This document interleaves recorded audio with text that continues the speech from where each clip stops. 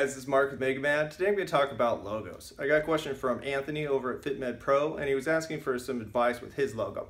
I always tell people that you want to keep it simple and elegant. If you look at the biggest brands, the most recognizable ones like Nike, Amazon, Apple, Google, all these big brands, they have very simple logos that they can take and transform into anything they need when they need to do marketing campaigns and other projects. So you need to think about the same thing. Now I have a couple different rules to follow when you're trying to keep your logo simple. So number one is it needs to look good in one color.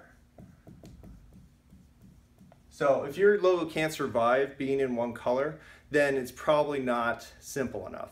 So, if you had to add a bunch of shades and gradients and drop shadows and all this kind of stuff, it's probably not, a good lasting logo that you could put anywhere. Number two,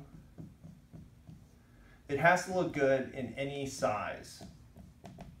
So you have to think of your logo being on a big giant, billboard, but then also being on a 16 by 16 pixel favicon, that little tiny icon you see on your tab when you're searching the internet.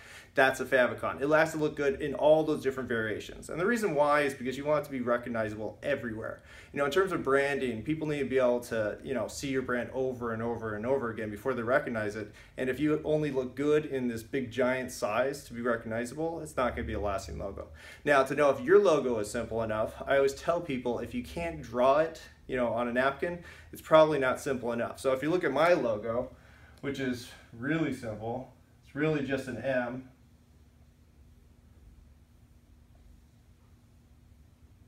That's it, MegaMad. Now that you've seen this logo so many times, you're going to recognize it no matter where I put it. Now, if you're wondering where this logo came from, it's actually a word bubble. And since I'm in marketing, I thought that made sense. So there you go. There's some advice on your logo. If you need some help with your logo or want me to design it, go ahead and just give me a contact.